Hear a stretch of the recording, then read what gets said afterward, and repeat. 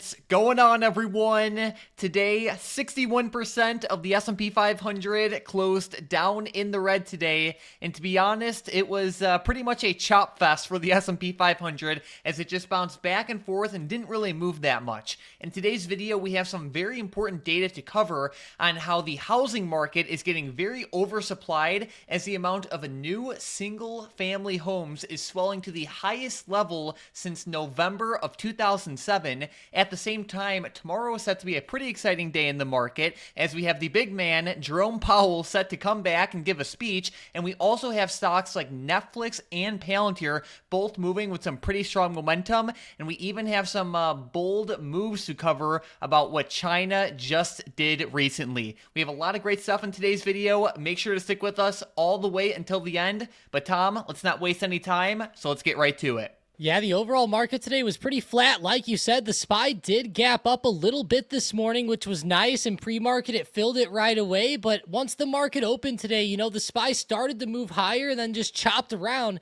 into close. But there were some pretty good movements out there from some pretty decent stocks, like Netflix, for example, which you mentioned in the intro. I like how it was up 4.8% today. And, we can see there was some great price action here early on in the morning, and it actually did hold its ground very well into market close. And I know Netflix is one of the more popular stocks this week because, as we can see on the earnings calendar, they actually report on Thursday night in after hours. So that's going to be a pretty important report there. But Mike, they have some pretty big ambitions here. They're actually targeting a $1 trillion market cap, and they're looking to double their revenue by 2030. Like, hey, what's going on? Yeah, so Netflix was actually one of the leading stocks in the market today as it popped up by just under 5%. Netflix is one of those stocks where, when it has momentum, not only does it move in a strong momentum-driven way, but its options also move pretty good as well. As we look at Netflix right now, Tom, what are the key levels to look out for this one tomorrow? Yeah, right now in the short term, there's a huge resistance coming up where we've seen a pretty good rejection, and this is at $1,000. $1,000, it does not get more crucial than that.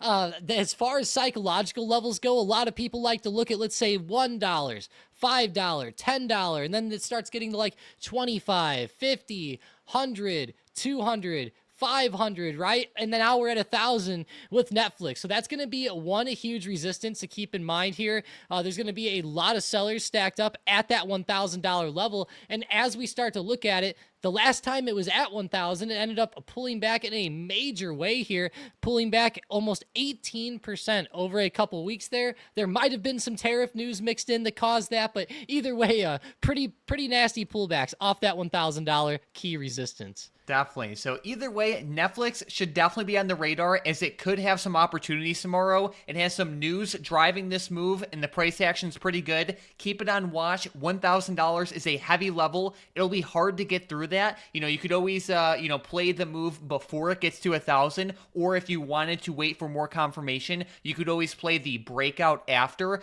The main thing with Netflix is we want to see more pressure on its high of day tomorrow, just like it did at open today. You could see right when it opened today, it was putting some strong pressure on its intraday highs, and that brought upon even more buying and, of course, short covering and call buying and all sort of bullish actions. Keep Netflix close on watch, but it's far from the only stock that is moving in a momentum-driven way. Palantir not only had a great day today, Tom, but they also had some pretty interesting news as well.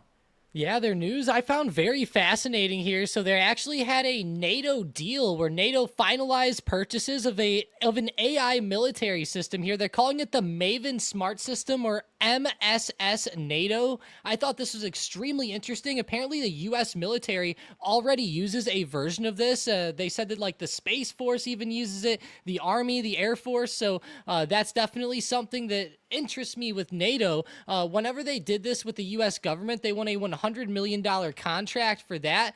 They said that there was no details to this deal disclosed quite yet, but obviously, given that the U.S. deal was worth $100 million, I expect this to be a fairly large deal here for Palantir. But either way, it's good to see them continuing to stay in the headlines. And as we've talked about, Palantir has a really good history of coming out with headlines like this, where they're getting new contracts and new deals with different people all the time.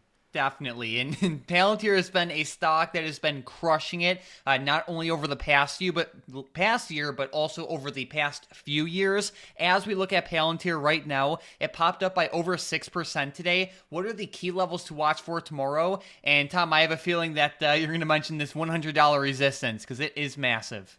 Yeah, definitely. And before we even get to like $100, I feel like 99 is even pretty large on Palantir as well. It's rejected a lot just before even that $100 mark. So I will be watching that range. Now, like I said, it's more of a range at like 99 to 100, but we definitely need to see a good breakout of this. And the good news with Palantir is that it closed up around this $99 to $100 mark. And like today, for example, it had a really good run this morning, closing Friday pretty low around like, let's say 92, closing today around 98. So, if we could maybe see a pretty good $100 breakout and maybe a few point move over that $100 resistance, but that has to be on watch here. Now, if Palantir does reject, I really do like this $96 to $97 support from today.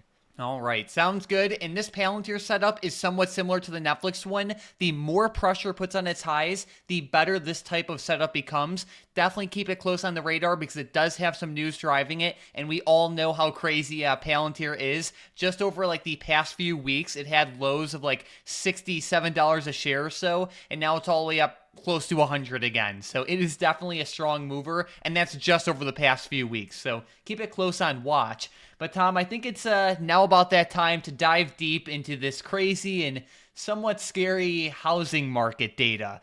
So today we could see that we have some data showcasing how supply is building quite a bit in the housing market, so much so that the number of new single-family homes for sale has surged to 500,000, which is the highest level since November of 2007. I saw a lot of people were commenting on this in the sense that, oversupply is building and that there certainly is, a demand problem as interest rates are still high, and we are seeing some weakening from multiple different fronts from consumers. I would love to see interest rates go down, and especially maybe even like housing prices, right? Like a lot of people are saying, like, are price cuts coming to the housing market? It would definitely be interesting to see something like that start to occur. I found this data to be pretty interesting, Mike, and there's even like some stocks to look at, like for example, XHB and ITB. XHB is a pretty big home builder ETF. ITB, pretty much like a very similar ETF there as well. These have been dipping a lot recently, Mike. Down quite a bit. I'm surprised that they've been down as much as they are. And like, let's say something starts to happen to the housing market in a bit more of a different way, that might help them a little bit. Yeah, we will see. But I think it's definitely very interesting economic data. While this isn't necessarily for a trade for tomorrow, sometimes showing broader macroeconomic data is extremely useful, not only in a longer term financial sense, but it's also relevant to the market in just broader sense as well. So we definitely want to showcase this, interpret it as you want. But Tom, there was also a lot of talk today with the White House potentially maybe banning congressional trading. Now, this has not been confirmed yet, but it was going crazy all over the internet. And this has happened as a major Trump ally, Marjorie Taylor Greene, loaded up on Tesla, Amazon, Blackstone, and other stocks right during the dip with all the tariff craziness last week. Yeah, and I know Trump even said to, let's say, buy the dip, for example. He said it was a great time to buy, and that's something that they're definitely looking at here. I know Democrats are even upset with it now. They're looking at the SEC to probe Trump and other allies for market manipulation in this tariff pause. I know a lot of people have definitely, especially Democrats in the short term, they've been targeting Marjorie Greene. And Mike, as we start to look at her and some of her trades, it's pretty insane to say how much buying she was doing. Now, the main buying dates ended up coming on April 8th and April 9th. And over those 2 days, she ended up buying quite a bit, as we can see here, around $21,000 to $315,000 over those 2 days. That is a pretty crazy thing to say. So, yeah, it looks like she bought the dip, and Democrats are mad now. But I will say they're not ever mad whenever Nancy Pelosi does it. And also to comment on that buying amount, that is a crazy range from 21,000 to 315,000. What kind of sucks about Congress's trades is that they don't tell the specifics on like how much they bought. They just give like a super wide range, which kind of sucks. And I know that there's been more and more talk about congressional trading, and I'm very curious to hear your guys' input on whether you are in favor of that or whether you're against it, because like half of these politicians file their trades late, and the system definitely does have some misaligned incentives to just say it directly. So let me know what you guys think about this in the comments down below. I'm very interested in reading through those. But Tom, we also had some pretty interesting data with China today. So basically they came out and first halted rare earth exports, which is definitely interesting in multiple different senses. Rare earths are something that are used in everything from medical equipment to military equipment like lasers, radar systems, missile guidance systems, apparently jet engines even, and even like smartphones, laptops, and a whole bunch of other stuff. So this, of course, is not a great sign for the trade war that's already happening. And then to put the cherry on top, Tom, China also directed their airlines to stop and just halt their orders from Boeing. Yeah, that's pretty crazy. Ended up halting Boeing deliveries. Now, Boeing has not had friendly relations in China for a while now. I've heard since 2019. They got hit with the trade war pretty bad on the last time Trump was president. But either way, they definitely did come out and order their airlines to halt all jet orders from Boeing. That's a pretty big statement there. And I'm really worried that, like, let's say China starts doing this with other companies, right? Right now, it's just Boeing. It might not seem like the craziest thing in the world. Boeing's had enough issues, right? But at the end of the day, like, let's say that they do this with some bigger companies, then that's where I would start to get a little bit more worried in the short term. But nonetheless, China's definitely picking up the ante a little bit. I did see today that Trump talked also about like China needs to come to the table first. It sounds like neither side's gonna get anything done in the short term. No one's caving. Yeah, China and the US are really going at it with this trade war, and we're not really seeing any progress at all. It just seems like every single day there's a new headline with just worse trade conditions between the two countries, and I'm very curious to see how this will end up affecting some companies, especially large ones like Apple that have such large exposure to China, and I guess you could just say the US as well. So I think that'll be like a key risk to keep in the back of our heads throughout the rest of this year. While everything is fine now, I can't confidently say that throughout the rest of the year. So we'll continue to monitor this trade war situation as always. So definitely subscribe if you haven't already. But Tom, we also have the big man, Jerome Powell, set to speak tomorrow. What do we have to keep on watch? Yeah, that's going to be huge at 1:30 p.m. Eastern time. He's going to be speaking, giving an economic outlook in Chicago, Illinois, kind of like how he gave an outlook a couple weeks ago. I know that he gives these economic outlooks at different events every once in a while, and it's hard to say exactly how he's going to, like, let's say, do his speech or something along those lines, but at the end of the day, he'll probably make some economic statements and definitely be ready to hear those, especially maybe some updates on, like, what they might do with rate cuts because of the tariffs.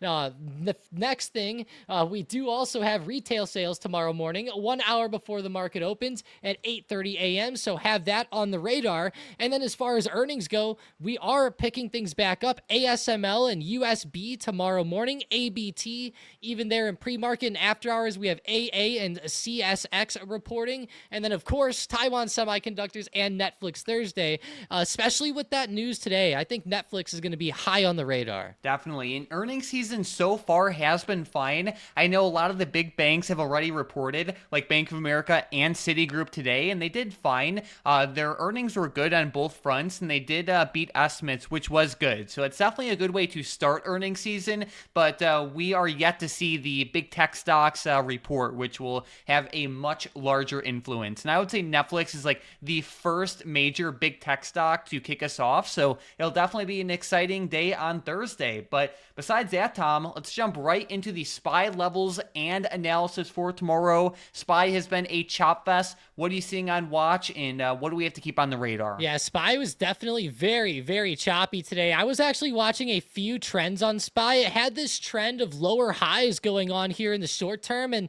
I noticed this morning it started to break those a little bit on that breakout today, and now we're kind of holding this lower support down here.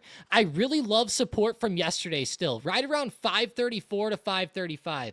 Both of these levels saw nice bounces yesterday and good holds over the past few days in general. If we see this area give out, that's where I'm going to become a lot more bearish and maybe target like 530 and 525 to the downside on a drop. In the event, though, that this support does hold up, I do like those levels, and 542 and especially 544 are going to be on watch. 544 has to be on the radar. It's pretty much the peak from Monday of this week, and if we break that, it would be a pretty good bullish sign. And one thing I will say, Mike, is I know the SPY was very choppy today, and it might have, like, let's say, rubbed traders the wrong way. I will say, you don't always have to trade the SPY. We talk about that a lot here on the channel, and I would say the SPY is kind of coiling right now for a larger move in the future, so keep that in mind for the next couple trading days. I completely agree, and like you said, this is something that we've been repeating quite a bit, especially over the past few videos. SPY is kind of like in a chop fest right now, and there's not a lot of great opportunity trading it. You know, there's just like mixed flows, there's not much momentum, and the price action is just hard to trade, and it's choppy. I do think that there will be a lot of opportunity trading it once the market does make up its mind in terms of like the short-term direction. I definitely agree with like the analogy of like how it's like coiling up, and then we will eventually see like a, you know, a release of that energy, you can say. But I do think in the short term, most of the money and opportunity is just trading individual stocks, especially ones that have news and are moving. You know, yesterday we saw stocks like Webull move a ton. Today it pulled back. You know, today we had stocks like Netflix, Palantir, and others move strongly. So definitely consider ultra focusing on individual stocks right now. That's where the stronger, cleaner movement has been at. So while we left off on that, let's get right into some setups and predictions for tomorrow. And a stock that is close on watch is Hims, and it is to the upside. I know I mentioned this one in yesterday's video, and it had a nice move up today as it popped up by 4%. It is still on my radar for tomorrow. It is holding strongly, and I do like how it had a strong close. This stock definitely sold off a decent amount over like the past few weeks or so, and it is holding these lower support levels pretty well. There is some like resistance to watch out for right around that like $30 to $30.30 area. That is the major risk to this breakout setup, in my opinion. If we can see a clean break above that, that would be like a great sign, and it would just be awesome to see. That is a huge resistance overhead here in the short term. I will definitely be watching for a breakout there. I love how it's testing it again so soon as well and holding up pretty well overall. I'll keep it on the radar. With my next setup, I'm looking at Tesla once again. I was watching this one yesterday, and I'm still watching this key overhead resistance right around $260. If we end up seeing a good breakout of that, I'm going to be watching for a great continuation back to the upside with Tesla in the short term. They're kind of coiling like the SPY is. You know, it's been very flat, very choppy the past few trading days. I'm really curious to see if we're going to start to get some bullish price action to come test that peak very close to like 275 to 280 recently. So that's what I'm watching for. I'm going to be patient with this one though, and make sure that that 260 level definitely gets a break, because as we can see today, it made a good run up towards 260. It got pretty close within about $1 range, but then pulled back pretty hard. All right, sounds good. Another stock that is close on watch is SLV, and it is to the upside. Precious metals like gold and silver have been doing very well, with gold leading the way, but I do think SLV and silver definitely does have some nice opportunity as well. It didn't really do anything too crazy today, but it definitely has been holding up well and making higher lows. We've been seeing a lot of money flow into precious metals, as you know, there is some real risk in the stock market, in the bond market, and many other markets right now now, even real estate, like we covered earlier in the video, and we're just seeing money all around the world flow into precious metals. And as we look at SLV, it's still on my bullish radar. While this play isn't just for tomorrow, it also does have swing potential. I would love to see it get back above that $29.55 area, just to show that we do have some like more momentum developing. If we can get back above that level, that would be a great sign. Yeah, it's been kind of stuck here in the short term. I'll definitely be watching for that breakout to occur. It's had some pretty good movement over the past week or so, though. Just like the past day, it's been kind of coiling at that resistance. But keep it on the radar for sure. With my next setup, I'm looking at Apple off the $200 support. I thought the way that Apple held the $200 support today was a really good sign heading into tomorrow, and I love the potential here for a breakout. There's a good resistance at 204 to 205. If we go over to the Bookmap, you can see that there's a big buy wall stacked up at 200, where there's around 44,000 shares here around the end of the day. Now, like I said, there is a sell wall coming up around the 204 to 205. On the Apple chart, 204 lines up better as resistance, but either way, I'll be watching for a good breakout of this range with Apple, and then I'll be watching for it to test the highs of this week again, up around 210 to 212, maybe even 213, if the move becomes large enough. But I do love the way it's holding that 200 support, and shout out to Bookmap for the buy wall here in the X-ray vision at 200. There we go. All right, Tom, well, let's jump right into today's momentum plays then. With the first one, we have Spotify to the upside. Spotify had some great price actions today, just like Netflix almost, up 4%. If they end up breaking out above 578, keep watching them to the upside. All right, with the next one, we have Bank of America also to the upside. Great move today with those earnings. More of an earnings continuation play for tomorrow, but if they break 38.80, watch them up. And then with the last one, we have APLD to the downside. Poor APLD. That was quite the sell-off today. If they end up pulling back under $3.35, just under that low of day, then watch them to the downside. Sounds good. So we have these three stocks on the radar for potential continuations tomorrow, only if they break through the levels listed. These stocks, like all other setups, it's important to manage your risk. Have stop losses sized reasonably and admit when the trade isn't working. There's nothing a trader can do that is worse than, of course, just not managing the risk, and there are multiple subsets to that. That comes with having stop losses, sizing reasonably, and not being afraid to cut a setup when it's not working. It's better to cut too early if it's not working and then re-enter if it does strengthen later, as opposed to just bag holding and then just like crossing your fingers and hoping that it turns around. So smart trading habits are more important than anything else. Keep that in mind, and you can learn all about those for free in the Key Lessons channel of the Stocked Up Discord. So definitely check that out. And besides that, Tom, let's jump right into today's $420,000 big money trade. And we are looking at ticker symbol PL. Today, the big money bought the 4-strike call options that expire on July 18th of 2025. This is a pretty interesting setup from multiple different viewpoints. First off, PL is called Planet Labs, and they're an Earth imaging company, and their goal is to image the entirety of the Earth daily to monitor changes and pinpoint trends. I would imagine this sort of data would become increasingly valuable and strategic with the way the world is trending. Geopolitical tensions are on the rise, and nationalism is certainly rising as well. These options do have a fair amount of time to them, which is great to see. These options are also decently far out of the money, which is something I don't love to see, but that by itself is not bad. It decreases the probability of these options expiring in the money, but it significantly increases their reward potential in the event we do see a significant move from this stock. Either way, I think it's very interesting how these call options are also being picked up at a level that the stock has been dipping to over the past few weeks, and it has been holding pretty well over like the past week. Yeah, and it's right around that $3 area. It did dip just under $3. It got to like $2.80, but you can tell that it's really trying to form a pretty good base here in the short term, and that does give me some confidence with this overall trade.